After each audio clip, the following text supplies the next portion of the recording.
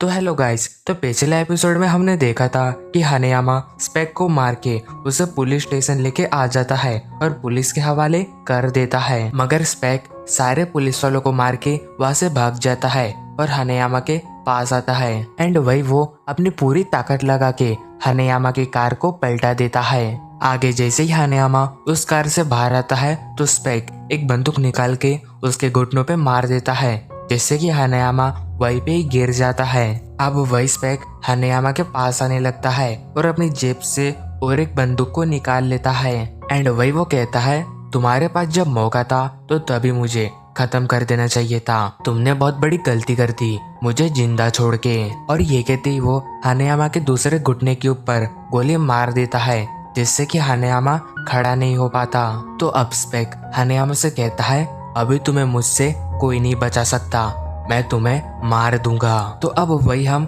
उस police driver को देखते हैं जो कि एक ऑफिसर को बता रहा होता है, जब स्पेक ने हनेयामा को इस तरह पकड़ा था तो मुझे लगा था कि वो हनेयामा के हाथ को तोड़ देगा, क्योंकि मैंने देखा हो कि कुछ फाइटर्स अपने अपोनेंट के हाथ की हड्डी को तोड़ देते हैं ताकि वो उस हाथ का उपयोग इस फाइट में न कर पाए। लेकिन वहाँ पे बिल्कुल अलग हुआ। मैंने देखा कि स्पेक हनेयामा के चेहरे पे लगातार किक मारने लगा और ये देख के मुझे लगा कि हनेयामा अभी हारने वाला है। पर मुझे तभी याद आया कि वो करौ हनेयामा है और उसे कोई नहीं हरा सकता।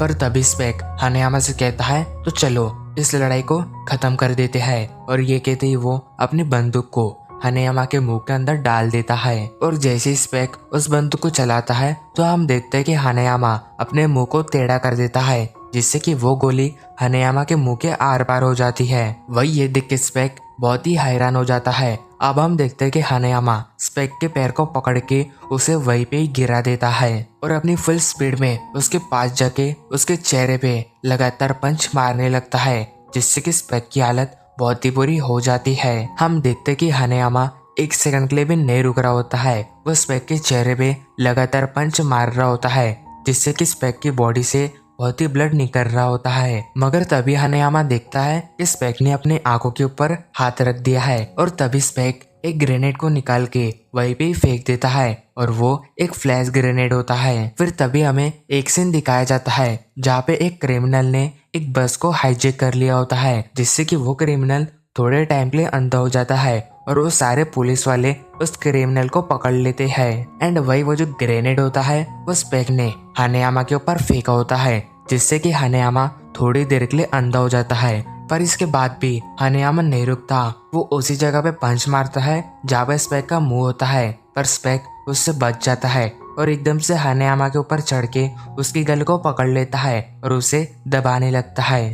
तो वही स्पेक कहता है, मैंने इस टेक्निक से कई सारे लोगों को मारा है, तो अभी तुम्हारी बारी है, मरने के लिए तैयार हो जाओ। मगर मैं तुम सबको बता दूं कि हनेयामा के हाथों में बहुत ही ज्यादा ताकत है और तभी वो स्पेक के हाथ को पकड़ लेता है और अपनी पूरी ताकत से उसे दबाने लगता है, जिससे कि स्पेक का हाथ बीच में से ही फट जाता है। और ये देख के स्पेक बहुत ही ज्यादा हैरान हो जाता है, जिसके बाद हनेयामा स्पेक को पकड़ के उसे मारने की कोशिश करता है। मगर तभी स्पेक अपनी उंगली को हनेयामा के कान के अंदर डाल देता है, जिससे कि हनेयामा की कान के अंदर से बहुत ही ब्लड निकल रहा होता है। मगर वही हम देखते कि हनेयामा को इससे फर्क नहीं पड़ता है और वो स्पेक के गले को पकड़ लेता है और उसे अपनी पूरी ताकत से दबाने लगता है। तो ये देख के स्पेक कहता है, मैंने इसे इतनी बुरी तरीके से मारा हूँ, इसकी पूरी बॉडी को हर तरफ से फाड़ दिया हूँ, लेकिन इसके बाद भी इसे कुछ नहीं हुआ, ये सच में एक मॉन्स्टर है। और ये कहते ही वो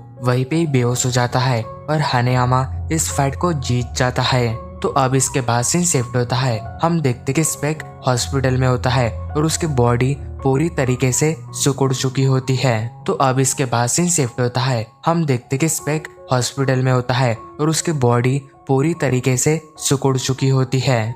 पर तभी वो दूसरा डॉक्टर पूछता है, मुझे अभी भी नहीं समझ रहा, ये तो पहले अच्छा था पर अभी इसकी बॉडी क्यों सिकुड़ गई है। जिसपे वो डॉक्टर कहता है, मैंने ऐसा केस पहले भी हैंडल किया है, ये बहुत समय पहले की बात है। एक जहाज पूरी तरीके से डूब चुका था, लेकिन उसके अंदर बहुत ही सारा सोना पड़ा हुआ था और वही जो पर्सन इस सोने को बहुत ही समय से ढूंढ रहा था उसे ये मिल चुका था। मगर कुछ समय के बाद हमें पता चला कि उस पर्सन की पूरी बॉडी सिकुड़ चुकी है। और जब हमने उस पर्सन की जांच की तो हमें पता चला कि उसे किसी भी तरीके की बीमारी नहीं है। पर उस पर्सन की जो उम्र थी वो 90 साल से भी ज्यादा थी। जो सुन के वहाँ पे सब लोग बहुत ही हैरान हो गए थे, क्योंकि 1 साल पहले वो पर्सन बहुत ही अच्छा दिख रहा था, मगर अभी उसकी पूरी बॉडी सिकुड़ चुकी थी। तो तभी हम लोग एक नतीजे पे पहुंचे कि ये पर्सन सोने को पाना चाहता था और वो उसने पा लिया था, जिसके बाद उसे किसी भी तरीके की आशा नहीं थी।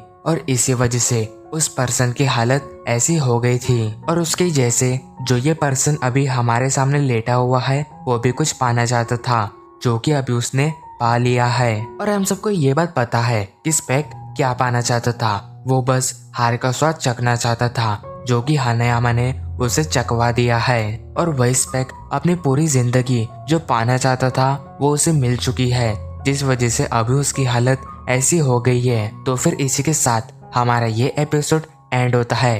Thank you so much for watching my video.